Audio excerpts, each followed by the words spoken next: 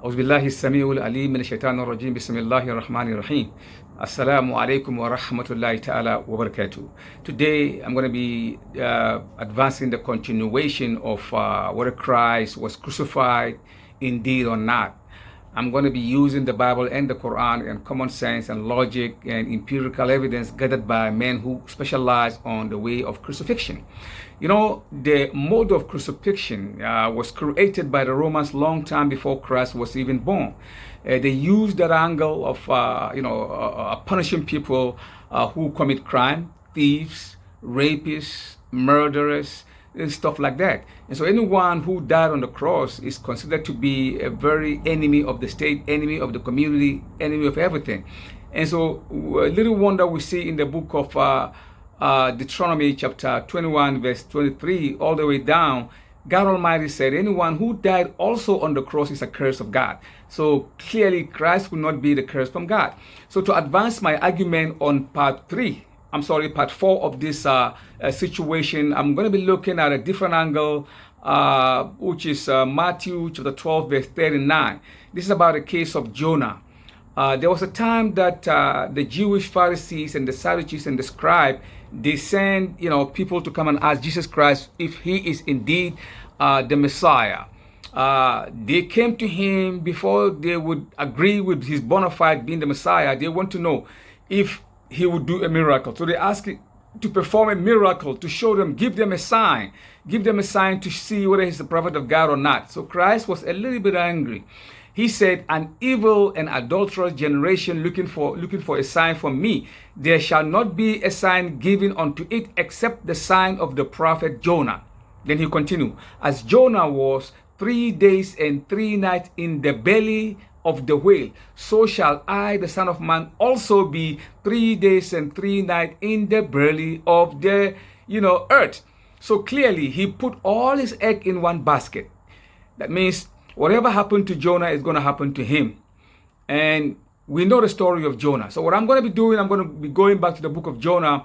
The book of Jonah is in the Old Testament. It is only 4 chapters. It's very short, one of the shortest books in the Bible. And in that book of Jonah, God Almighty asked Jonah to go to Nineveh and preach unto them, to turn around and do that which is good, to put on sackcloth and lower themselves and humble themselves before God Almighty, otherwise they will be destroyed.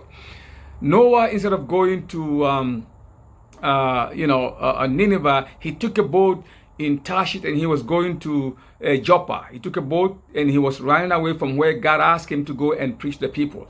Inside the boat started not abiding. It is sort of like moving and from side to side and side to side, and there was a havoc in that boat. And so the people who are in the boat, the mariners, they begin to form in their mind that whosoever is causing this, turmoil at sea might have run away from his master. That's what they reason. So they say to find, the culprit who is causing the boat to be rocking and rolling in the ocean, we have to make, cast a lot. To cast a lot is like a, head or tail. Back in the days, what they do is they have, an arrow written by people's name. Those who are going to participate, they write your name and they cast it. If your name comes around, that means you're the one that caused the problem. So when they did it, it didn't catch nobody. They did it again. It didn't catch nobody. And so one of the mariners said, look, I've seen a man, with a beard and he looking so godly down there. He's sleeping. Maybe we should go and wake him up and curse the Lord with his name. So they went downstairs and Jonah was asleep. So they wake him up and they said, look, we have a very big situation at sea and we are casting the Lord and see who is responsible for all these things. So Jonah said, okay, fine, let's just do it. So they went upstairs and they put his name on the arrow and they cast it. As soon as they cast it, it fell on his name to show that he is the one responsible for causing the turmoil at sea. So they did it again. It fell on Jonah. They did it again, it fell on him. So Jonah, he realized that God Almighty is after him because God asked him to go to, Nineveh. He took a boat and he's running away from the commandment of God Almighty. So now they want the only way they could save themselves according to the belief of that people at that time, the superstition of that time, is to throw the person at sea. They have to push him in the water. Now Jonah, he realized that God Almighty is after him, so he said unto them, you don't have to push me, just I'm coming. He was willingly giving himself to be pushed in the ocean. They were shocked. Wouldn't you like resist? People resist if they're going to go to the gallows, but he's saying, okay, push me, push me. So in a situation like this, they push him in the ocean, and God Almighty have prepared a whale waiting to swallow Jonah. So as soon as they push in, he fell in the mouth of the whale, and the whale swallowed Jonah. Jonah is supposed to die. The teeth inside the belly of the whale, the heat and suffocation, definitely he has to die. For 3 days and 3 nights, the ship is taking him around the ocean. Jonah did not die. The third day, the whale came and vomited him at the shore. Alive. He did not die. Alive. The Bible said he was alive because he prayed in the belly of the whale for God Almighty to let him off. He said, oh my God, I have indeed committed wrong on myself. If you did not pardon me and let me out, I'm going to be among the losers. So God Almighty listened to the prayer of Jonah and he let him off. So he was vomited by the fish at the shore.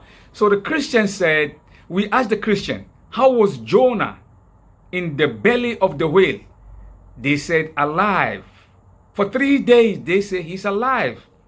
Of course, because dead men do not pray. In the belly of the fish, Jonah prayed to God Almighty. Do dead people pray? No. That means he was alive. For 3 days, he was alive. At the third day, the fish came and vomited him outside. That means Jonah was alive. We asked the Jew said Jonah was alive. We asked the Hindu, Jonah was alive. We asked the Muslims, Jonah was alive.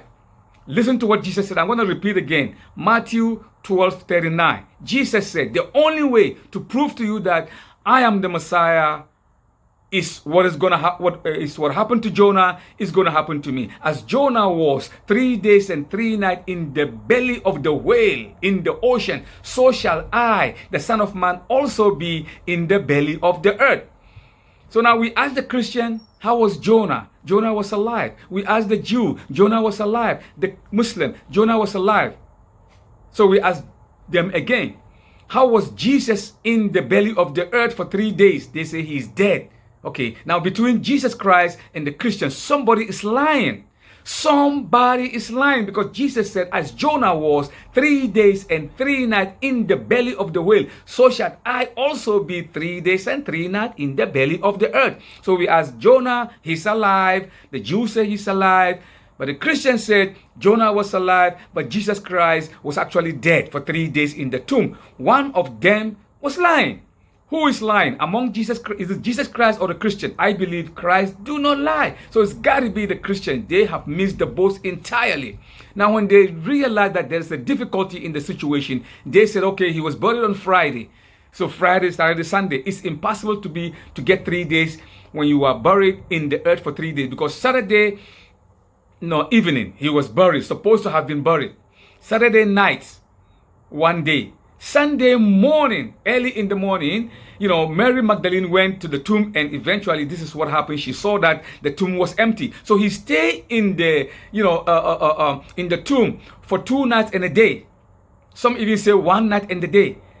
All of a sudden, the Christian found himself in a difficulty. He said, okay, now we're going to have to revise it. Now they're talking about Ash Wednesday. So Wednesday, Thursday, Friday, you see 3 days. No, meanwhile, the Bible is clear that he was buried, supposed to have been buried in the earth for on Friday. So it's on Friday, Saturday, 1 day. Saturday, Sunday, early in the morning. It's like 1 night and half of a day. Not even 3 days, for 3 days and 3 nights, Jesus Christ have failed, according to the Christian. But I believe Jesus Christ did not fail. It is the Christian themselves who misunderstood Jesus entirely on the situation of crucifixion. The Quran also said, وَمَا قَتَلُوهُ وَمَا سَلَبُوهُ. They did not kill him and they did not crucify him. وَلَكِنْ شُبِّهَ لَهُمْ. It just happened, it happens that that's what happened. وَإِنَّ الَّذِينَ اخْتَلَفُوا فِيهِ لَفِي شَكٍّ مِّنْهُ. Those who are involved in this case are full of doubt. مَا لَهُمْ بِهِ مِنْ إِلْمٍ. They don't have the exact knowledge. إِلَّا اتِّبَاعَ الظَّنِّ وَمَا قَتَلُوهُ يَقِينًا بَلْ رَفَعَهُ اللَّهُ إِلَيْهِ. He did not die for surety. God took him to the heaven. And that is exactly what happened. So the Christian have found himself in a dilemma. No matter how you look at the case of crucifixion, Christ did not die. Clearly, he did not die. And internal evidence also proved that Christ did not die. This is the situation that we have to come out and make a video to let everybody understand that the case of Jesus Christ, just like the Quran says, he did not die. Khaza billahi tawfiq. Wassalamu alaikum wa rahmatullahi ta'ala wa barakatuh.